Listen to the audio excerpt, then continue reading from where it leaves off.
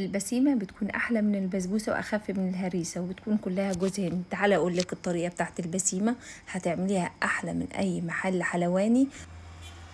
نسمي الله ونصلي على سيدنا محمد عليه أفضل الصلاة والسلام. أول حاجة هنجهزها الشربات. معايا 3 كوبايات مية مع 3 كوبايات سكر وعصرة ليمونة، هنحطهم على النار هيغلوا بحيث ان هو يكون شربات تقيل وسط. هنجيب معايا ربع كيلو جوز هند. جوز الهند 250 جرام جوز هند.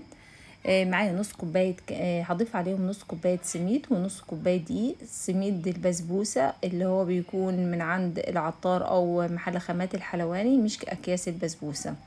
ومعاهم معلقة صغيرة معلقة صغيرة بيكنج باودر. هقلبهم كويس جدا ورشة ملح، هقلبهم كويس جدا. هحضر معايا هنا المواد السائلة. معايا نص كوباية لبن حليب كامل الدسم ونص كوباية مية، وهحط كمان معاهم نص كوباية سكر وكمان نص كوباية سمنة سايحة. انا هنا حاطة سمنة بلدي. وكمان هقلبهم كويس لحد ما السكر معايا يدوب خالص تماما. بعد كده هنزل بالخليط المواد السائلة، هنزل بيه على خليط البسيمة والدقيق والسميد والبيكنج باودر وهقلبهم كويس. المقدار ده مظبوط كويس خالص. وكمان هيتشرب معايا السوائل، ما بيكونش الخليط سايل ولا تقيل. يعني لو مسكت كده شوية في ايديكي هتلاقيه يتفرد بكل سهولة. هجيب عندي صينية مستطيلة مدهونة بسمنة، وبعد كده هضع عندي الخليط اللي هو خليط البسيمة وهبدأ ان انا افردها. هتديني حوالي طبقة بارتفاع اكتر من نص سنتي، وهفردها كويس خالص. وهسوي السطح بتاعها بيكون بحيث ان هو يكون كله متساوي عشان السواء بتاعي. بعد كده هسويها كويس وهجيب عندي السكينة هقطعها قبل ما تدخل الفرن. وضروري ان احنا نقطعها قبل ما تدخل الفرن لانها هي برضو عكس البسبوسة. البسبوسة ممكن ما نقطعهاش لو دخلناها الفرن، لكن هنا انا قطعتها كلها. هدخلها الفرن على درجة حرارة 150 درجة بعد ما بسخنها حوالي ربع ساعة، وبسيبها على نار هادية لحد ما تحمر من الجوانب ومن تحت. وبعد كده بشغل عليها الشواية واسقيها بالشربات بارد وسط بارد.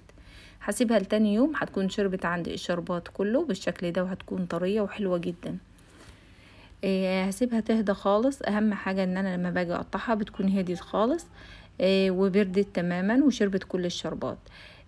في هنا حاجة كمان، اول ما تيجي تسقيها بالشربات قلنا شربات تقيل بارد. انا حطيت الشربات وبعد كده دخلتها الفرن. الفرن بتكون مطفية بعد ما بتخلص سوا، وبسيبها في الفرن لحد ما تشرب الشربات كله. وبعد كده بسيبها لتاني يوم لحد ما تبرد خالص. الفرن مش شغالة.